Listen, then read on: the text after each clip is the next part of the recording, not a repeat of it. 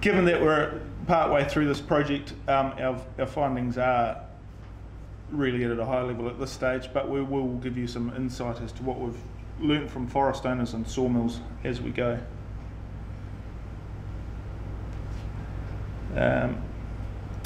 Ian. This is a graph of the age classes by planting times. So this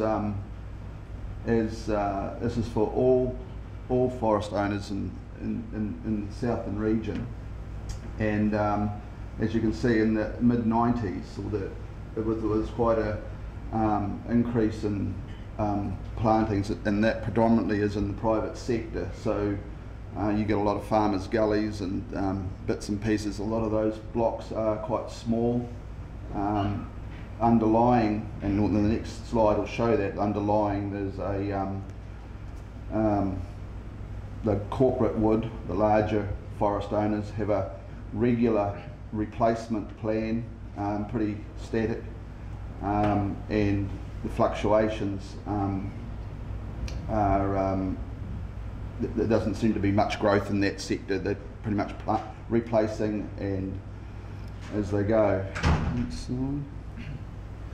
So if you can look at this as the overall wood flow projections, the green being Douglas fir, it's possible that the Southland forest wood economy could sustain a level of harvest of somewhere in the 1 million tonnes per annum, and presently on today's numbers, or last year, from 2014, that has been achieved.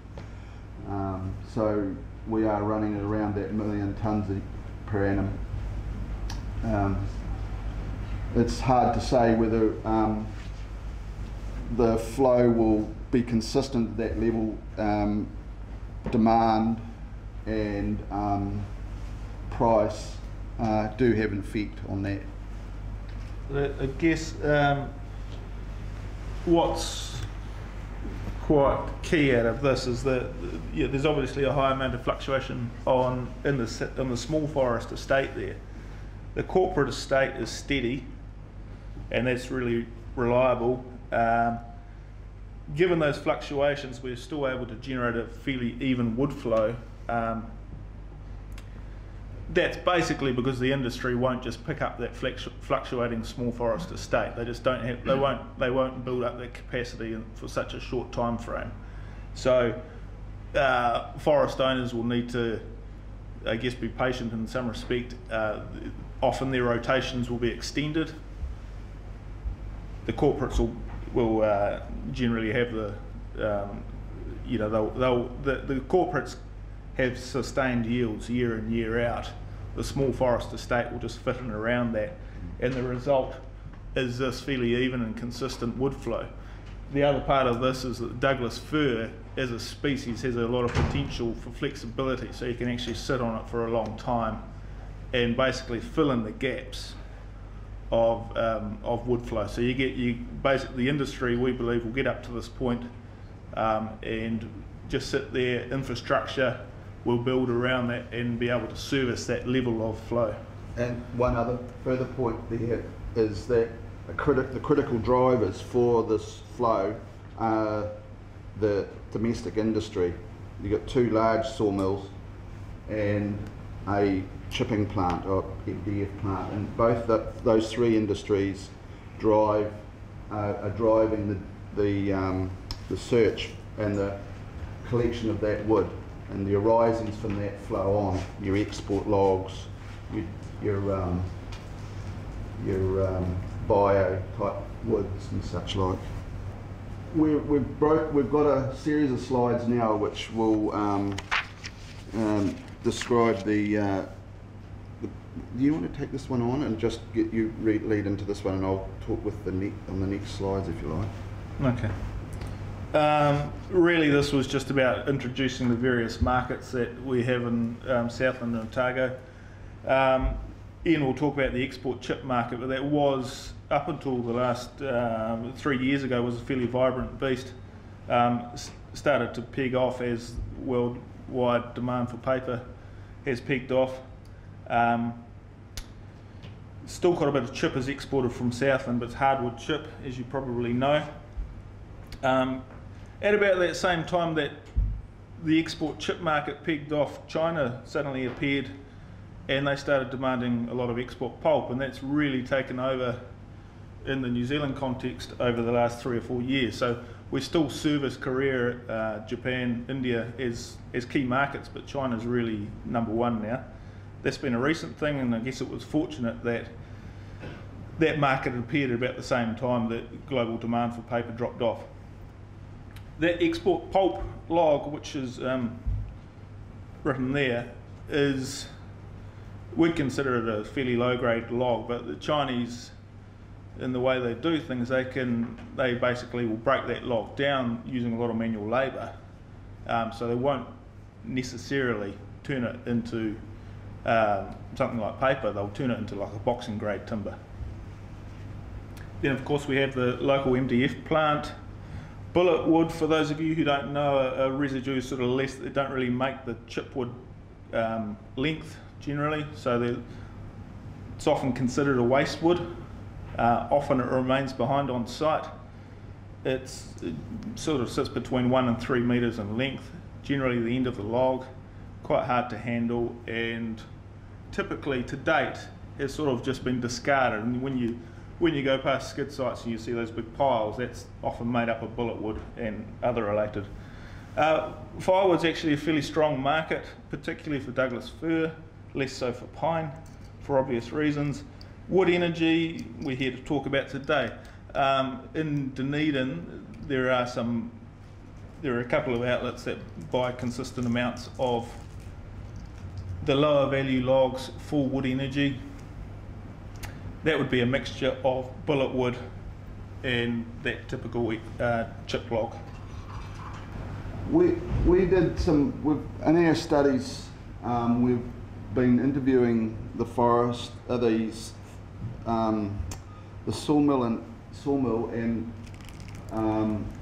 forest owners, and we're partway through this work, but the information we have now, we won't be too far off the pace here with these numbers. This was 2014, it's a snapshot of the flow last year, and around about 1.5 million tonne. I've put it all into tonnes to keep it simple, so that we can all, because there's BDUs and there's cubic metres and there's JAS cubic metres, and there's, so tonnes kind of gives us one sort of idea of that and of a measure. So that 1.5 is not quite right for Southland, and because of the numbers, we've picked up logs coming down from Otago to the domestic mills, such as the two big mills bring quite a lot of volume down, and the chip mill also brings volume down. So the MDF plant.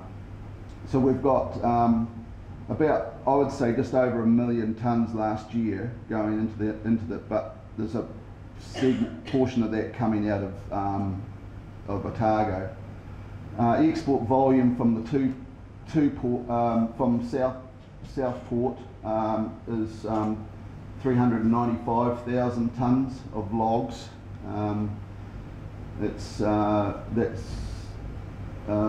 And then you've got over the other side here, that's the saw log volume. Let's say 580,000 tonnes, 38% of the volume. There's your pulp going to the MDF plant, 320,000 tonnes of logs, and the wood, and the other. This is the eucalyptus chips out of wood exports there. So when the sawmills mill their logs, 270 odd cubic metres of sawn timber is produced, and the arisings from that, 123,000 tonnes. I've put it back to tonnes to keep it in sort of rough line, gives you a consumption of around about 440 odd thousand tonnes of chip feeding to the MDF plant.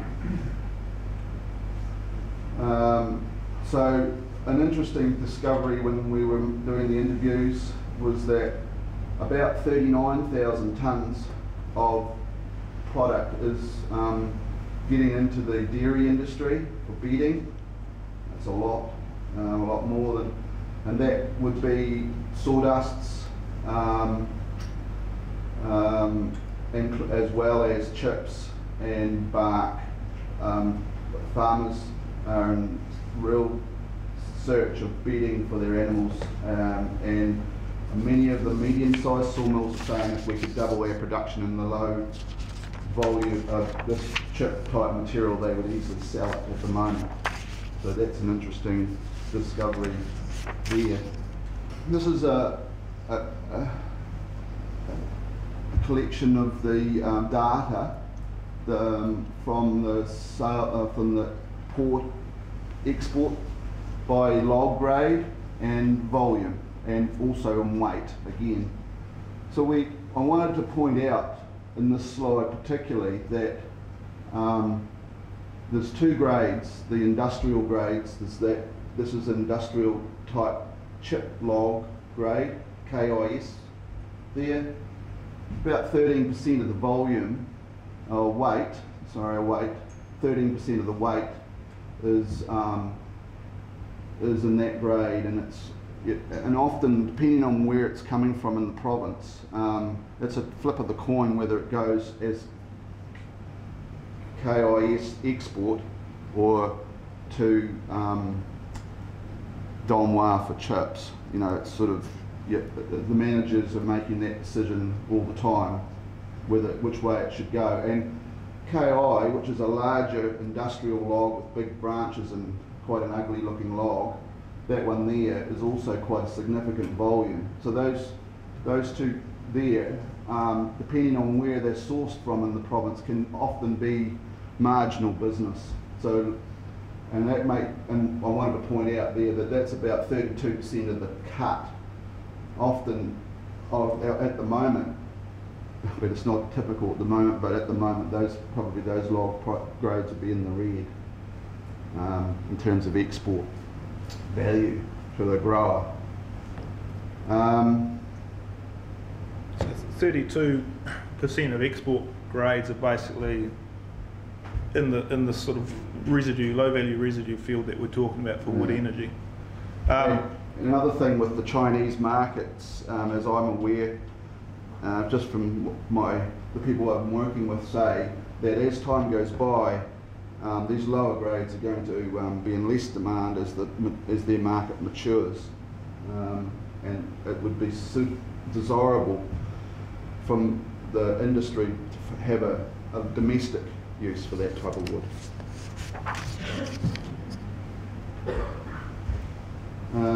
Here's the mills in Southland. We just didn't name them or anything, so you can see the yellow is the volume of chip from each mill going, the weight tonnes again, going to the MDF plant. That's the chip, so that's after they've milled the log, and that's the slag wood chip that's going through to the MDF plant. The grade is all the volume that's heading to the domestic farmers, stock pads, so quite a big number really. And most of those sawmills out there are quite happy with the deal they've got going with this material at the moment, bearing in mind that they've come from a position where actually it was valueless. It cost them to get rid of it. Now they've got the dairy industry and they're getting something for it, and I think they're kind of thinking it's not bad, but not a lot of them have given consideration for using it in energy. The questions that we ask these people the mills are, when we're doing our interviews, is what would it take to change, and it's not. There are some with a degree of loyalty. They've been doing it for 10 years or 15 years and have established customers, and they wouldn't like to break that. Others are saying, you know, dollars would make a difference. This is a graph that Steve will recognise. It's just, what I wanted to do with this was just to illustrate that this is the Chinese log market over a period of time, 2011, just to January. And this is a grade of log, which is, all they're doing is tracking one grade of log, and the red line is price. The blue is stocks in the pipe, if you like, from the ports in New Zealand to the ports in China. That's the stock. But all I wanted to do with this slide was to illustrate that the market is volatile. It's a very changing market all the time. It's very alive, and I know that a lot of forest owners, particularly smaller ones, would like to have consistency of domestic markets. The deals with the domestic mills largely are set and fixed for periods of the time, you know, maybe 6-month blocks. Some planning can be done. Whereas this is month by month, shipment by shipment. And if you could take out that 32% or a portion of that 32% that I illustrated in the KIS and KI grades, and you would have a smoothing effect for the growers back here, and that was all that slide's about, really. So just a quick look at the Otago estate. There's 123,000 hectares, and 2/3 of that exists in Clutha district, so 82,000 hectares. That's as a result. There's good infrastructure in Clutha in terms of sawmills anyway. There is, I guess, a degree. They're in a bit of a space between Port Chalmers and Bluff, so they're quite distant from those export markets and also from markets for the low value residues. Again, we see that small grower estate which kicked in. There was a bit of a hiss and a roar in the 90s. As Ian said, farmers who were planting up gullies and all the rest, because export prices were good at that time, so I think there must have been some sort of hope that export prices will stay good for the next 30 years. Little do they know. But again, the corporate forests hold everything pretty steady, and the fact that Douglas fir has a degree of flexibility again means that we can generate the sustained yield. The industry will fall in around that in terms of downstream processing capacity, but also harvesting support within forests, and really forecasting a sustained yield of 1.9 cubic metres by 2023.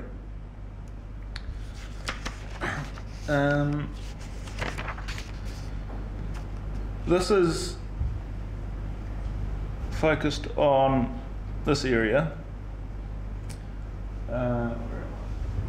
really looking at this patch around Clutha. So this is Blue Mountains.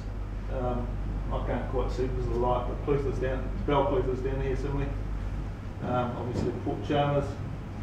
So we're looking at this space. And just doing some workings around where this low value wood is going at the moment, and it's pretty clear that cartage has a key impact here. Some of the forests, for example, if you look at Waipori, currently to send that, sending billet wood to Mataura, that lower grade residue, the small lengths, doesn't work. It's a negative, so it stays behind in the forest. Chip is sort of a break-even job to Mataura at the moment. the Milton, what I've called the Milton forests. So all this coastal stuff. You know, it's basically borderline, break even, clean up sort of a job. Beaumont and Tapanui, obviously, you're getting a lot closer to Mataura, so it starts to work. So what's really clear here is that cartage is key, proximity to the marketplace, and for end users located in this vicinity, the story looks pretty good, because the forest owners, end users wanting wood energy, competing for that low value residue. The story here looks pretty good, because the forest owners in this patch currently break even on that sort of low value log grade, and they end up leaving really low value wood like bullet wood behind in the forests. Out of those corporate forests in this ring here, so these areas, just modelled the corporate estate only, which does pick up about close on 80% of the estate in that area, so it's the vast majority. That's if you just model it on age class, so we don't look for an even age flow, even harvest flow, that's what it looks like. But as per those previous graphs which show that we can even out the flow, basically you expect these high points will naturally dip in just because of capacity. That's what it starts to look like. The total yields are up the top there. And then the low value logs, so the chipwood, the bullet wood / wood energy, the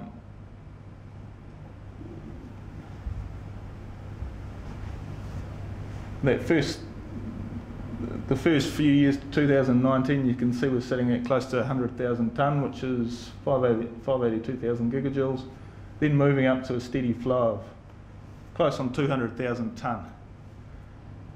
So over 1 million gigajoules of energy from those of that low value wood. Then there's the unrecovered residue. So that's the stuff that is currently left behind. The bullet wood, and I guess it's a key point to say that forest owners typically now, if they're proximate to a market like Dongwa MDF plant or the port, Dongwa, will recover that bullet wood. If they're distant, they won't, and they'll only, even on those good sites, they'll probably only recover a portion of it, because it's small pieces, it's expensive to handle, it's not typically built into their system particularly well. More often than not, it's a clean-up job for the forest, it's a clean-up job for the skid site, it makes it easy to establish for the next rotation. The harvesting contractor gets very little for it, gets paid, and the forest owner gets very little for it. So it's more often than not, it's a clean-up job for that bullet wood type grade. If we start to value it a bit more, it can be integrated into something else. I've just talked about this. That's the typical stuff, you'll see it floating around. Often left behind, often, if it's proximate to a market, will be picked up, but it's expensive to handle. A couple of forest owners told me, every time you put a machine on this stuff, it's $3 or $4 a tonne. So basically, you need to limit your movements with it. And the value's got to be greater than cost, obviously. So if we start to look at the potential for integrating a wood energy supply chain into a working forest, there are a number of ways, and certainly up in the central North Island, where they've got this gigantic estate and it's all fairly flat, and they have sort of in-forest highways and everything's a lot more large. And even in Europe, where I guess higher populations, forests are more proximate to those populations, there are a variety of ways that we can handle wood residue within forests. So we start to think about systems like chipping in the forest, straight into trucks, or having central processing yards within the forests, So that sort of small residue gets carted off during the course of harvesting operations and then is centrally processed. Within the Otago Southland context, it really needs to be treated as another log grade that is handled alongside the others and is carted off on a daily basis. Forest owners and the harvesting crews don't have the space. The skid sites are generally constrained in size for environmental reasons and for economic reasons. And to accumulate that sort of volume, it's why often you see it pushed away, because it's getting in the way. So to accumulate that sort of residue with the aspiration of cleaning it up afterwards or chipping it on that site maybe after the harvesting crew has left just won't work. They'll run out of space, it'll become a health and safety issue, an environmental issue, economic issue. So it needs to be incorporated as part of the daily harvest and cartage movements and basically shoveled off either to a central processing yard or better still to the end user. At that point it can be processed. The real downside of this is that it's a cartage issue. You max out on volume rather than weight. You've got those small piece sizes and it's hard to get a full load. So it becomes inefficient from a cartage perspective.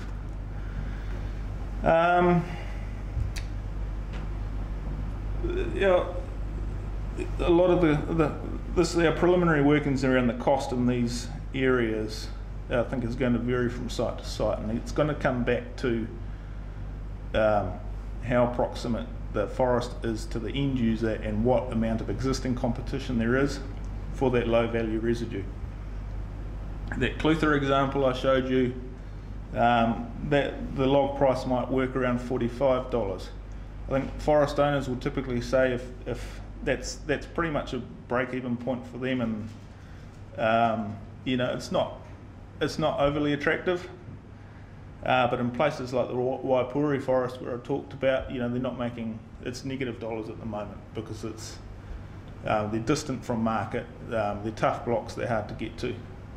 So this would probably start to work for them. Down here where there's more competition, you've got obviously the Dongwa plant. I think that price is going to have to get up to more around 50, 55. We're still working on that though, so these are just preliminary findings. So total cost, you're sitting around the $12.50 to $15 a gigajoule. Some key conclusions. Yeah, it's an energy product. It's not waste, and I think there's been a bit of a feeling. Some of the forest owners have said to me that people demanding this as an energy resource are often expecting that they're given it for free.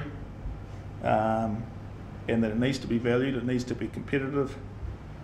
Current prices paid for those low value residues, the existing chip markets and pulp markets aren't really doing much for forest owners at the moment, so it's not a great benchmark. They'd really like to see that shift up. As I've stated, I think the proximity to the end user is pretty important.